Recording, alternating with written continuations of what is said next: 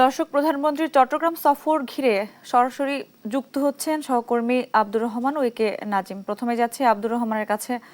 আব্দুর রহমান, প্রধানমন্ত্রী কয়টা নাগাদ সেখানে পৌঁছাতে পারেন এবং সফর ঘিরে নিরাপত্তা ব্যবস্থা কেমন জোরদার করা হয়েছে জানাবেন।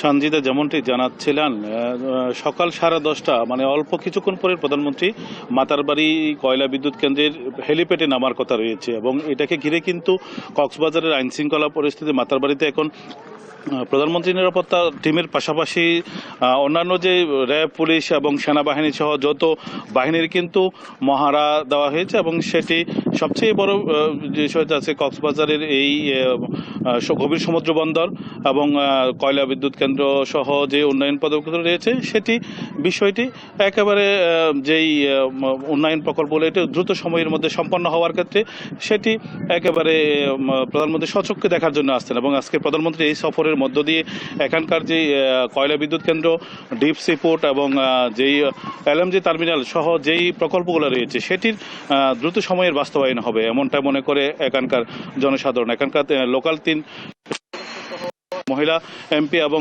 সরকারের উচ্চ পর্যায়ের ব্যক্তিরা কিন্তু এখানে এসে উপস্থিত হয়েছে। আমি যেখানে দাঁড়িয়েছি ঠিক তার কয়েকশো মিটারের মধ্যেই কিন্তু হেলিপ্যাডটি উপস্থিত এবং এখানেই তিনি অবতরণ করবেন এবং সব উন্নয়ন প্রকল্প ঘুরে দেখবেন। এরপরে তিনি বাঁশখালীতে যাবেন। বাঁশখালীর সেই বন্যা দুর্গত এলাকায় মানুষের যে ঘরবাড়ি ক্ষতি হয়েছে সেখানে তিনি তাদের মধ্যে ত্রাণ তৎপরতা চালাবেন। আরেকটি বিষয় সেটি হলো যে কক্সবাজারের এই চলমান প্রক্রিয়াগুলো দীর্ঘদিন ধরে চালমান রয়েছে, সেটির সমাপ্তি হলেই কিন্তু এখানকার যে উন্নয়ন প্রকল্প এবং বিদ্যুতের যে ঘাটতি রয়েছে সেটি সহ এবং এখানকার যে পর্যটন যে একটি ফুয়েল হাব যে ঘোষণা করার কথা সেটি কিন্তু বাস্তবায়ন হওয়ার পথ রয়েছে এবং দ্রুত সময়ের মধ্যে এটি বাস্তবায়ন যদি হয় তাহলে দেশের যে অর্থনৈতিক চাকাটা আরও অনেক সচল হবে এবং এখানকার সামগ্রিক ব্যবস্থাপনার আরও উন্নত হবে এবং এটা দিয়ে দেশের যেই অর্থনৈতিক চাকা পথ সেটি আরও বেগবান হবে এবং এখানকার যেই সফরটি ঘিরে কিন্তু মাতারবাড়িতে নিরাপত্তা বেষ্টনীতে ডেকে রয়েছে। এখান থেকে আমরা যাব, আমাদের সহকর্মী রয়েছেন নাজিম। চট্টগ্রামের যেই প্রধানমন্ত্রী যাবেন সেটির সার্বিক প্রস্তুতি এবং নিরাপত্তার ব্যবস্থা নিয়ে আমাদেরকে জানাবেন। আব্দুর রহমান, ধন্যবাদ আপনাকে। আপনি যেমনটি বলছেন, এই প্রথম প্রধানমন্ত্রী হওয়ার পর তারেক রহমান চট্টগ্রামের সফর, সেখানে তিনি চট্টগ্রামের মহেশখালী থেকে বাঁশখালী ফটিকছড়ি হয়ে তিনি চট্টগ্রামের হাটহাজারী জনসভায় বক্তব্য রাখবেন। সেই হাটহাজারী জনসভা স্থলে আমরা রয়েছি। এখানে মূলত মানুষের যে আনন্দ উৎফুল্ল সেটা আমরা দেখছি, কারণ এই প্রথম তারেক রহমান চট্টগ্রামের হাটহাজারীতে আসছেন। এখানে এসে তিনি হাটহাজারীতে এসে তিনি আল্লামা শাহ আহমদ শফীর কবর জিয়ারত করবেন এবং তিনি এখানে জনসভা বক্তব্য রাখবেন। আমরা একটু কথা বলবো একজন আলেমের সাথে। এই প্রথম প্রধানমন্ত্রী এখানে আসছেন, আপনাদের প্রত্যাশাটা? আসসালামু আলাইকুম রহমতুল্লাহ।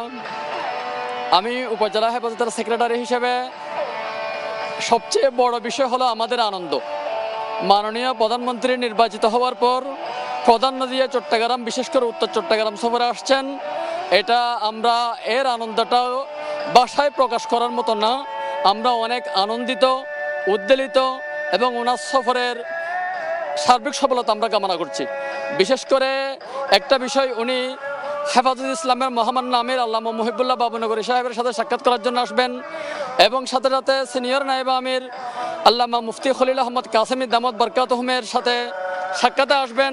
আমি একজন হেফাজতের নগণ্য দায়িত্বশীল হিসেবে এটা আমাদের জন্য অনেক বড় পাওয়া। সেজন্য আমরা ওনার প্রতি আন্তরিক কৃতজ্ঞতা প্রকাশ করছি এবং আমি প্রত্যাশা করব উনি এ সফরে যে আসছেন, ওনার এই সফরটি যাতে স্মরণীয় হয়ে থাকে সেজন্য উনি উলামায়ে কেরামের জন্য, বিশেষ করে হেফাজতের 13 দফা বাস্তবায়নের ক্ষেত্রে আন্তরিকতা প্রকাশ করবেন।